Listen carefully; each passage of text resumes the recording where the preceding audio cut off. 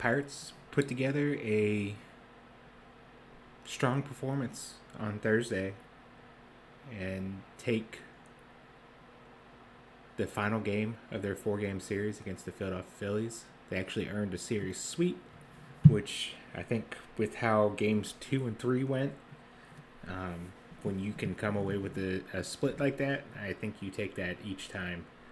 Obviously, games 2 and 3 weren't exactly pretty, but they're able to bounce back and even the record back up at 500, and they head to DC to face the Nets for 3 games. And like I mentioned the other day, I debated about getting tickets or checking the game out, but ultimately decided to not try to drive in Northern Virginia on 4th of July weekend when we're celebrating the 250th anniversary of the country.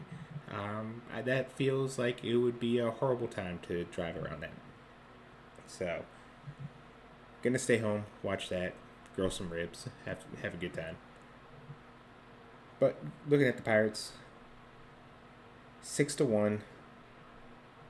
Jake Mangum, Nick Gonzales both have 3-hit games. Brandon Lau, Esmerlyn Valdez. Esmerlyn Valdez keeps hitting. And like I mentioned the other day, it feels like it's gonna be super hard to send him back to the minors when everyone starts getting healthy. I even feel like he's gonna have to hit a slump that is so bad that you kind of feel like you have no choice but to send him down. Because just, if he struggles for a couple games, it's like, well, I mean, we've clearly seen what he's capable of. Do we really want to send him down and risk that? Or just maybe sit him a day to kind of reset? So he's quickly, like, the offense already was, like, really good, but he just adds a completely separate element that this team has not had and what this team has been missing, and that's a right-handed power bat. And it's funny that how valuable he's proven himself to be when, like, the whole talk of him, and there's always that misnomer of right-handed corner bats always, at least in the prospect world, kind of lose some value because of that, because they're so risky and not, in this for sake of platoons and stuff like that, being on the short side, so less potential playing time and stuff like that. We saw that where one week he only had 4 at bats. Now, obviously, he's hitting so well, you kind of have no choice but to keep him in the lineup. But it's crazy to see that, he's a corner right-handed corner bat. Whatever. We always knew the power was there. I don't think anyone who has followed him for the last couple years is going to be surprised on that. But the continued improvements of the swing decisions and being able to cut the strikeouts down has just catapulted him to where we're at here, and it's just great to see. Like I said, going all the way back to his time at the complex, got a little, there was a little excitement kind of brewing from there, and then he made his debut in Bradenton at the end of the year. It was only a couple at bats. Then the following year, he leads the Florida State League in home runs. Strikes out around 30%. So that has to be worked on. Goes to Greensboro, completely demolishes Greensboro pitching. Or South Atlantic League pitching. 20 home runs. He was one of 2 players in the South Atlantic League to finish with 20 home runs that year. Oh yeah. He only played in 75 games, I think it was. So he played almost half the games that everyone else played, and he still finished second in the South Atlantic League in home runs. Goes to the Arizona Fall League, and what do you know? leads the Arizona Fall League in home runs. So just wherever he goes, he was an easy add to the 40-man roster to protect him from the Rule 5. Barely played 50 games in Double-A to close out last year. Starts in Triple-A. Tears the cover off the ball here. Comes up. It took him a while. Like, he was extremely feast or famine. It was either, his first 2 hits were home runs. There's a lot of strikeouts, and you can kind of see the path to where there's improvements that need to be made. Went down, continued to tear the cover off the ball down in the minors, and now he's back up, and I just don't feel like there's any kind of scenario at this point to where he goes back down. And that's just what a win for the development department. And you can say a lot and about what they've done with hitters and stuff like that, but this has just been to get anyone from the international side knowing the kind of path and journey that they have to go through.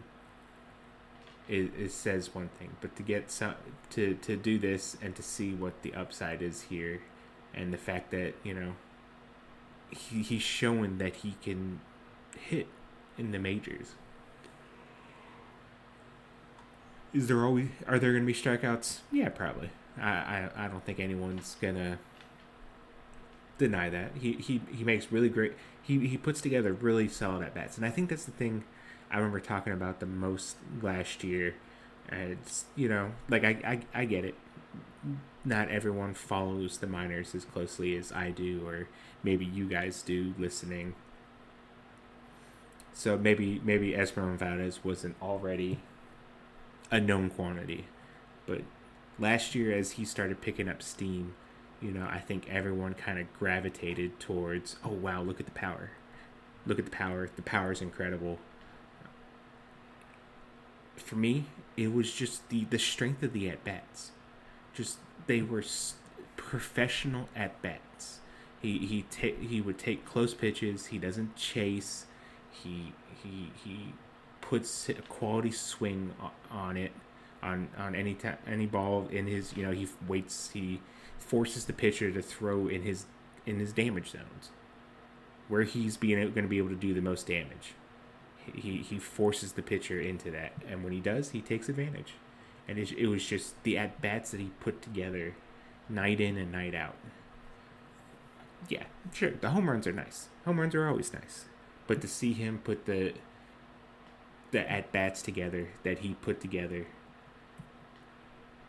was just, those were the moments that I said, the Pirates are working with something real here. And now, look now, just it's been fantastic over the stretch, and I mean, it's a short stretch. A lot of things can happen, but he's just doing so much of the little things right that you kind of feel like when the league starts pushing back on him, and the league's always gonna push back. That's part of the game. You push and then you get pushed back, and you got to turn around and push again. I feel pretty confident when that push comes, he'll be able to adjust and push back. So it's fun to see, exciting time. You got Valdez, you got Connor Griffin, just a lot of young. The youth movement is here, and the youth movement is making a difference. That's the biggest thing. Pirates have brought up young guys before, and it hasn't gone too far. They're bringing up young guys now, and you're seeing the difference that they can make. And Valdez's name is quickly set in stone as someone that you can kind of build on, and someone who can potentially make an impact for this team. So Now, running through the minor leagues, I will do a quick rundown, and I want to talk about couple, a couple players in the Greensboro game. But Indianapolis wins 4-2. Nick Simillo 1-for-3 with a home run and 3 RBIs. Yostinson Garcia 2-for-3 with a double. Ronnie Simon 2-for-5 with a double. Double A, they win 10-3. Deuce Gorson goes 3-for-4 with 2 runs, 4 RBIs, a walk, his 6th home run of the season, and then 3 stolen bases, which he's up to 26 now. So, like I mentioned, like the other week, it kind of seemed like he was. It's crazy how quickly things have progressed. Because at first, oh wow, look, he's on pace for 30 bases, and then all of a sudden, the 30 bases became 40 bases, and now he's. You got half the season, a little less than half the season now, but he's at 26. He gets a nice little stretch, and I mean, like, who knows? Who knows? Titus Dimitru, 12 home runs with Double A Altoona. That's not a bad season. Also stole a base. Jesus Castillo 2-for-4 with 2 doubles. Greensboro wins 23-10. They were putting it on Bowling Green all night. Josh Tate 3-for-6 with 3 runs, a home run, a double, and 3 RBI. Easton Carmichael 3-for-5, a home run, 5 RBIs. Carlson Reed, a little noteworthy here. He pitched out of the bullpen for the first time in a couple years, it looks like. So we'll see if that's a full-time thing. He hadn't pitched since the 28th before that. So we'll see if they're kind of making a change, or if it's just kind of getting back on the mound and stuff like that. Sammy Stafura stays hot. I'll be talking a little bit more about him in a bit once we go through the rundown. Stafura goes 4-for-6 with a double, a home run, 4 runs scored, and 4 RBI. Bradenton, they lose 11-6. Antonio Pimentel 2-for-5 with a double, a triple, and an RBI. Brent Iredale 2-for-3 with the run, a walk, and a double. Down on the complex, they lose 4-1. Darryl Morrell went 1-for-2 with 2 stolen bases and a walk. Carl Calixte went 1-for-3 with the RBI and a double. And one of the DSL teams, their game was suspended. I'm guessing to weather. The DSL Gold, they lost 9-3. So first I wanted to talk a little bit about Seth Hernandez. Seth Hernandez didn't really go well. 3 2/3, 8 hits, 5 earned runs, 1 walk, 7 strikeouts.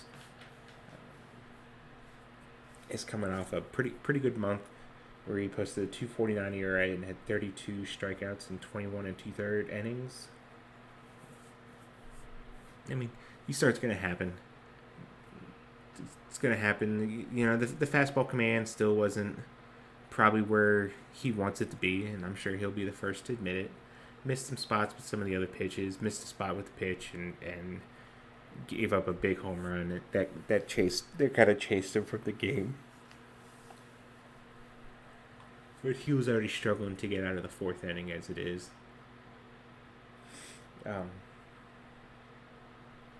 On the season now, 2.59 ERA, 107 strikeouts, and 66 innings pitched.